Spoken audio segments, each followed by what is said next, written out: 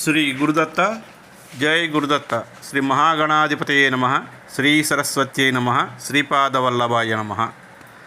ఆధ్యాత్మిక బంధువులకి, దత్త బంధువులకి, అంతమందికి కూడా కృతజ్ఞతాపూర్వక అభివందనాలు తెలియచేసుకుంటూ ఇవాళ మనం సజ్జనగడ సమర్థ రామదాసుల వారి యొక్క లీలా వైభవంలో 26వ రోజు మనం స్మరణం చేసుకుంటున్నాం. ముందుగా విఠల బాబా వారికి, అలాగే మాతా నిరంజనానంద సరస్వతి మాతాజీకి మనం శిరస్సు వంచి నమస్కారం చేసుకుంటూ వెళుతున్నాం.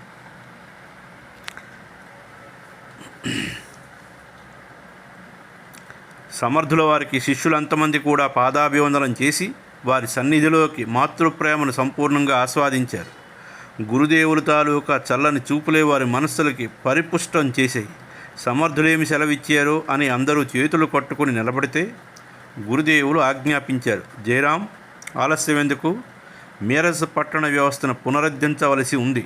వెంటనే పురజనులకి పిలుపునియ్యి, సత్సంగము, సంకీర్తనలకు ఏర్పాటు చేయించు అన్నారు మహారాజు వారు.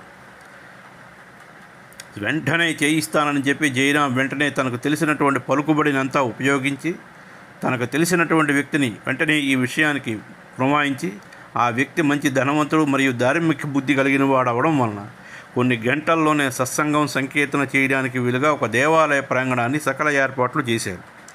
అంతేకాకుండా అనేక ధార్మిక సంస్థల ద్వారా సమర్థుల వారి ఆగమనాన్ని, వారి సత్సంగ ప్రవచనాల భాగ్యాన్ని పుర ప్రజలందరికీ తెలియజేశారు. అక్కడ పండిత పామరులందరూ పూర్వించి సమర్థుల వారి ప్రవచనాలు, వారి శక్తియుక్తులు ఎరిగి ఉన్న కారణంగా ఆ భాగ్యాన్ని పొందడానికి చాలా వేగంగా, ఉత్సాహంగా రావడానికి వచ్చి ప్రయత్నం చేసి వచ్చారు, హాజరయ్యారు. సకల ఏర్పాట్లు చక్కగా పర్యవేక్షించినటువంటి జయరాం సమర్థుల వారి సుముఖానికి పోయి, స్వామి మహారాజ్, మీ ఆజ్ఞానుసారం అన్ని హంగులతో వేదిక సంసిద్ధమైంది. తమరి రాక కోసం భక్తులు, శ్రోతలు వేచి ఉన్నారని ప్రార్థనాపూర్వకంగా వేడుకుంటే వెంటనే సమర్థుల వారు, ఏమిటి నేనెందుకు సత్సంగం చెప్పాలి? నిన్ను చెప్పమని ఆ ఏర్పాట్లు చేయించమన్నాను, కానీ నేను చెప్తాను అనలేదే అన్నారు. జయరాం వెంటనే నోట్లో వెలక్కైపడినట్టయింది. అవాక్కైపోయాడు. స్వామి, అటువంటి త్వరగా సత్సంగం చెప్పు, అదే నా ఆజ్ఞ అన్నారు. అంతే, మారు మాట లేకుండా స్వామి పాదాలకి సాష్టాంగ నమస్కారం చేసి జయరాంపై అపార కృష్టి కురిపిస్తూ గురుదేవులు విజయోస్తు అని దీవించారు.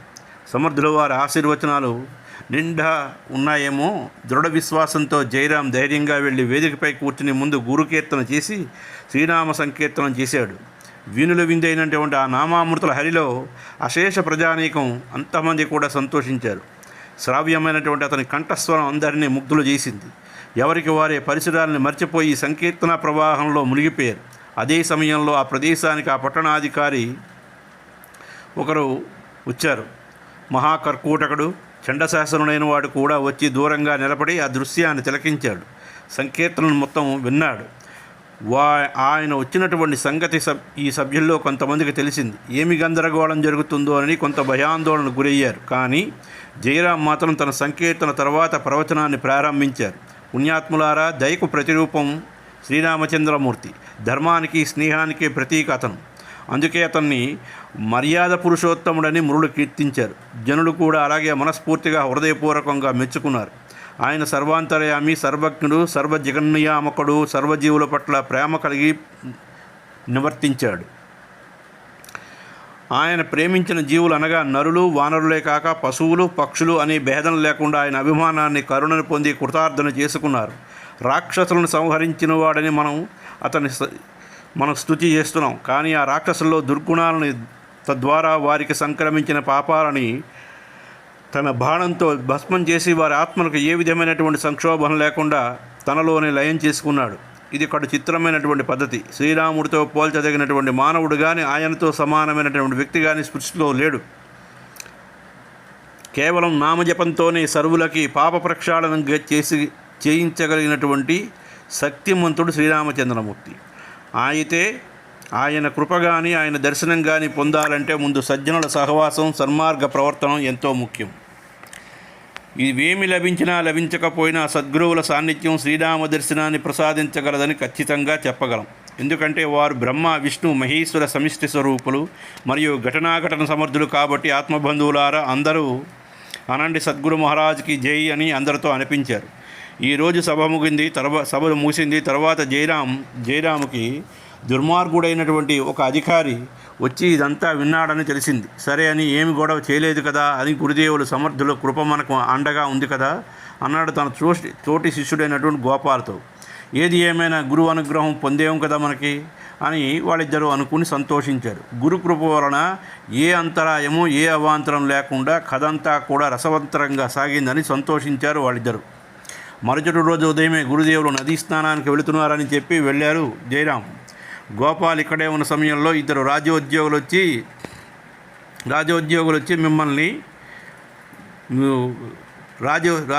వచ్చి మిమ్మల్ని మంత్రిగా రమ్మనమంటున్నారు అని చెప్పి తెలియజేశారు. జయరాం కొంచెం గతుక్కుమన్న వెంటనే సర్దుకుని గురుదేవుల అభయాన్ని గుర్తు చేసుకున్నాడు. సమర్థాచియా సేవక వక్రపాహే ఆశా సర్వభూమండలి కోణ ఆహే జియాచి లీలావర్ణ్యతి తిరిగి లోకే నుపేక్షీకదా నామదాసాభిమాని అని. సమర్థుల వారి శిష్యుడు ఎవడు ఆశించేయలేడు, ఎవడు తక్కువ చేసి మాట్లాడలేడు. కానీ మనకుని వచ్చిన వెంటనే జయరామును గోపాలు బయలుదేరి వెళ్ళారు. వారు సరాసరి లోపలికి వెళ్ళేసరికి వాళ్ళని అక్కడ వదిలి వారి యజమాని అయినటువంటి అధికారి నిలబడ్డాడు. కాబట్టి సద్గురు లీలను గుర్తించిన వారు గుర్తించకపోవడం కష్టం. అటువంటిది ముందుగా ఇక్కడ ఏం జరగబోతోంది ఊహించడం కష్టం. కానీ ఎప్పుడు ఎవరి మనసులో ఎటువంటి ప్రేరణ కల్పించి ఎవరి నిమిత్తంగా చేసుకుని ఎవరు ఉద్ధరిస్తారో ఏ జగదోద్ధారకులకు తప్ప ఎవరికి తెలియదు. వారు ఏది సంకల్పించినా అది లోక కళ్యాణానికి. వారి ప్రతి వాక్యములందు భావమునందు క్రియాకలాపమునందు ఒకటే సూత్రాన్ని వర్తిస్తుంది. అదే ధర్మ ప్రబోధం. వారి ఆంతరంగము నిత్యము విశ్వ కళ్యాణ భావనలతో నిండి ఉంటుంది. తర్వాత ఆ అధికారి లోపల నుంచి బయటకు వచ్చి తన ఆసనంపై కూర్చునిపెట్టి అంతమందిని కూడా రకరకాల ప్రలోభాలతో వశపరుచుకుని మత మార్పిడికి చేయించినటువంటి ఒక అధికారి ఏదో ఉపద్రవం తలపెడతాడేమో అనుకుని జయరాం పిలిపించి ఉంటాడని వారిద్దరూ ఆలోచిస్తూ ఉన్నారు. నిన్న ప్రవచనం దగ్గర ఏమీ గొడవ లేకుండా వెళ్ళిపోయాడు అని సంతోషిస్తే ఈరోజు ఎందుకు పిలిపించాడో అని జయరాం ఆలోచిస్తూ ఉన్నాడు. ఇంతలో వచ్చినటువంటి యవ్వనుడు వీరిద్దరిని తేరిపారా చూసి, సాధువులారా, నిన్న మీరు ఉపన్యాసం చెప్పే సమయంలో నేను అక్కడే ఉన్నాను. చాలా బాగున్నది మీ ప్రవచనం. కానీ ఎంతసేపు మేమంతా మీ సన్నిధిలోనే ఉన్నాం కదా, మరి మాకు రామదర్శనం మాత్రం కాలేదు. నాకే కాదు, అక్కడ ఉన్న వారందరినీ అడిగి చూశాను, వారెవరికి రాముని దర్శనం కాలేదన్నారు. మరి ఈ విషయం మీతోనే ముచ్చటించి శ్రీరామ దర్శనం మీ వలనే పొందాలని ఆకాంక్షతో మిమ్మల్ని ఇక్కడికి రప్పించానన్నారు. ఈ సభా ప్రాంగణంలో జయరాము, గోపాల్ ఇద్దరు మరియు ఆ అధికారి మరెవ్వరూ లేరు. ఎందుకనగా ఒక పళ్ళెంలో గోమాంసం పెట్టించాడు. పక్కనే తలతల మెరుస్తున్నటువంటి కరవాలం కనిపిస్తోంది. అంటే ఆయన క్రూరత్వానికి జయరాం క్షణంలో పసిగట్టాడు. వాడికి రామదర్శనం కావాలనడం తనను మరణించడానికేనని వంచడానికేనని తెలుసుకొని గురుదేవుని స్మరించుకున్నాడు. గురువు సాక్షాత్తు హనుమంతుని అవతారమని, రావణుని దర్పం అణచినటువంటి మహాశక్తి మహాయుక్తిశాలి అని గుర్తుకొచ్చింది. అంతలో ఏమిటి మాట్లాడరేమి, రామదర్శనం నాకు చేయించుతారా లేదా, మీ వల్ల రాకపోతే మీకు 2 అవకాశాలు ఇస్తున్నాను. ఒకటి, గోమాంసం తినడం, లేదా శిరచ్ఛేదనం తయారుగా ఉండడం, ఆలోచించుకోండి అన్నారు. అందులో ఆలోచించేదేముంది, మీకు రామదర్శనం కావాలి అంతే కదా అన్నాడు జయరాం ధైర్యం తెచ్చుకుని. అప్పుడు అవును అన్నాడు అధికారి. జయరాం, అయ్యా, నేను ప్రవచనం చెప్పినప్పుడు మీరు సరిగా విని ఉండకపోవచ్చు. శ్రీరామ దర్శనం పొందాలంటే సజ్జన సహవాసం, సన్మార్గ ప్రవర్తనం, సద్గురుని సన్నిధానం అవసరమని చెప్పాను. మరి మీకు మొదటి 2 లేవు, మొదటి 3 కూడా లేవు. కాబట్టి సద్గురు సాన్నిధ్యం మాత్రమే మీ కోరిక నెరవేర్చగలదు. కాబట్టి మీ అదృష్టం కొద్దీ మా గురుదేవులు ఈ పట్టణానికి వచ్చారు. నాదేమీ లేదు. మీలాగే నేను కూడా ఒక సాధారణ వ్యక్తిని. మీకు నిజంగా రామదర్శనం కావాలంటే మా గురుదేవులే సమర్థులు, చేయించగలరు అన్నారు. వెంటనే అధికారి, మీ గురువు గారిని పిలిపిస్తారా లేక నన్నే పిలిపించమంటారా అన్నాడు. మీకెందుకులేండి ఆ శ్రమ, మేమే పిలుచుకు వస్తామన్నారు జయరాం. మోహలీలో ఉద్ధవుని రక్షించినటువంటి విషయం, ముసల్రాం రక్షించిన విషయం అన్నీ జయరాంకు తెలుసు. కాబట్టి ధైర్యంగా ఈ అధికారికి బుద్ధి చెప్పడానికి తన గురుదేవులే సమర్థుడని భావించాడు. గోపాల్తో ఇలా అన్నాడు, నువ్వు వేగంగా పోయి గురుదేవులకి పరిస్థితిని వివరించి వారిని ఇక్కడికి తీసుకొస్తే కానీ వీడి అహంకారం, దర్పము మరి ఆగేటట్లేదు. నదీ తీరాన ఉంటారు, పోయి అన్నీ చెప్పి వారిని శరణు వేడి వెంటనే తీసుకుని రాని గోపాల్ని వాయువేగంతో పంపిస్తే వెంటనే పరిగెట్టుకుని వెళ్ళారు గురుదేవుడి దగ్గరికి. అతడు సమర్థుల వారి సన్నిధిని సమీపించేసరికి ఆయన నది వద్దన ధ్యాన నిముఖులై ఉన్నారు. గోపాల్ మనసులో విపరీతమైనటువంటి అలజడి ఉంది. స్వామివారి ధ్యానంలో ఉన్నారు. అక్కడ జయరాం ప్రాణాపాయ స్థితిలో ఉన్నాడు. అతని పరిస్థితి తలుచుకుంటే గోపాల్ కాళ్ళ కింద భూమి కదులుతున్నట్లుగా ఉంది. సమర్థుల వారి ధ్యాన భంగం చేయరాదు, ఎంత సమయం పడుతుందో ఏమో, క్షణం ఒక యుగంలాగుంది. మనసులో సమర్థుల వారిని ప్రార్థిస్తూ మౌనంగా నిల్చున్నాడు. సమర్థుల వారి ధ్యానం పూర్తయి కళ్ళు విప్పారు. వారు ఎదురుగా నిల్చున్నాడు. గోపాల్ వెంటనే సాష్టాంగ నమస్కారం చేసి విషయం చెప్పి ఎలాగైనా జయరామును కాపాడమని ప్రార్థించారు. ఏమిటి పెద్ద మహాత్ముళ్ళ ఉపన్యాసం ఇచ్చాడు, ఆయన అడిగిన దాంట్లో తప్పేముంది, రాముల వారి దర్శనం చేయిస్తానన్నాడుగా, చేయించమను. పైగా వీడిని రక్షించడానికి ఈ మూర్ఖుని వద్దకు నేను రావాలా? వేరే పనేమీ లేదు నాకు. అయినా తన స్థాయి ఏమిటో తెలుసుకోకుండా ఏది పెడితే అది, ఎప్పుడు పెడితే అప్పుడు, ఎక్కడ పెడితే అక్కడ మాట్లాడితే వాడికి ఇలాగే ఉంటుంది. వాడి కర్మ, నేనేం రాను అని ఖచ్చితంగా చెప్పారు సమర్థుల వారి పలుకులు విన్నటువంటి గోపాల్ నీరు గారిపోయాడు. అతని జవసత్వాలు ఊడిపోయి శరీరం వణుకుతోంది. ముందు నుయ్యి వెనకాతల గొయ్యి వంటి పరిస్థితి. ఇది ఇలా ఉండగా క్షణంలో సమర్థుల వారు అదృశ్యమయ్యారు. అయ్యో, మా గురుదేవులు ఇంత కఠినాత్మల శిష్యుడు చావు బ్రతుకుల్లో సమస్యలో ఉన్నా కూడా పట్టించుకోలేదేమి?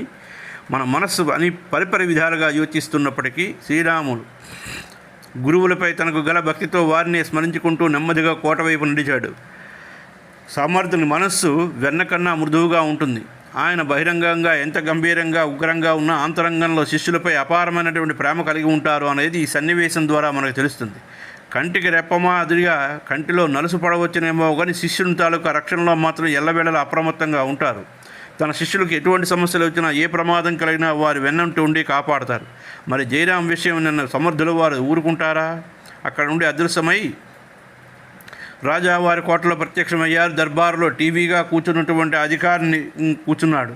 సమర్థుల వారిని చూస్తూనే జయరాం నమస్కారం చేశాడు. అతనితో నమస్కారం చేయడానికి సమయం సందర్భం ఉండనక్కర్లేదా అని విసుక్కుంటూ ఆ అధికారి హేళన చేశాడు.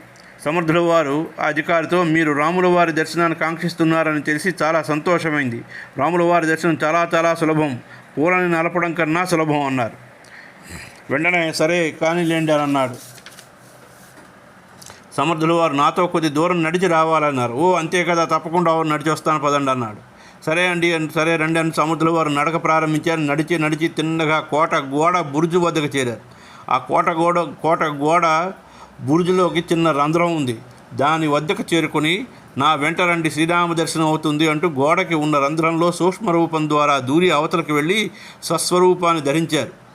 గోడ అవతల ఉన్నటువంటి ఈ అధికారి తాను వచ్చినట్లే రమణమని చెప్పారు. ఈ వింత చూసేందుకు చాలామంది పరివారం అక్కడికి వచ్చి చూస్తున్నారు. కోట గుమ్మం ద్వారా వెలుపలకు వస్తాను, ఈ రంధ్రంలోంచి నేనెలా రాగలను?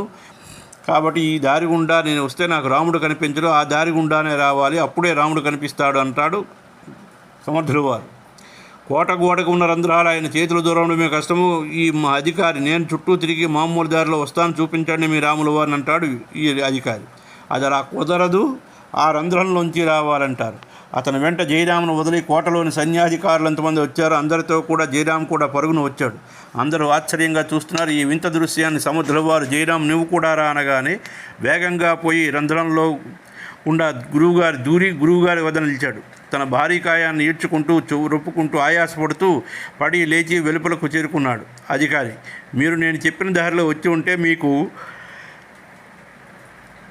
తప్పనిసరిగా రామదర్శనం చేయించి ఉండేవాడిని, కానీ ఇప్పుడు సాధ్యం కాదన్నారు సమర్థుల వారు. ఈలోగా గోపాల్ కూడా అక్కడికి వచ్చాడు. ఎప్పుడైతే సమర్థులు మరియు జయరామ స్వామి కోట గోడ రంధ్రం ద్వారా బయటకు వచ్చారో అప్పుడు స్వామివారి శక్తి ఏమిటో, వారు ఎంత గొప్పవారో అర్థమైంది అధికారికి. అతను పశ్చాత్తాపంతో, స్వామి మిమ్మల్ని మీ శిష్యుల్ని చాలా బాధ పెట్టాను, మీ పట్ల చాలా అపరాధం చేశాను, దయచేసి నన్ను క్షమించండి. స్వామివారు, నాయన క్షమించవలసింది నేను కాదు, వారు నా శిష్యులైనటువంటి జయరాము గోపాలను చూపించారు. వారిద్దరికి నమస్కారం చేసి క్షమించమని ప్రార్థించాడు. వెంటనే అధికారి తాను సక్రమంగా తాను చేసుకుంటున్నాను ఇవన్నీ కూడా చెప్పాడు అన్నమాట. నాయన, ఏది ఏమైనా సరే ఎక్కడా కూడా ఏ మత అన్ని మతాల సారాంశం ఒకటే, కాబట్టి ఇందులో ఎటువంటి ఇబ్బంది లేదు. మాట వింటూనే గోపాల్ తన మనసులో సద్గురువుల పట్ల కలిగినటువంటి భావాన్ని ఎంత చక్కగా సంవరించారో గురుదేవుడు అనుకుంటూ, క్షమించండి స్వామి అంటూ ఆయన పాదాలపై పడ్డాడు. స్వామి తను లేవదీసి ఆశీర్వదించారు. అయ్యా, ఇక్కడికి ఇది సమాప్తం. 26వ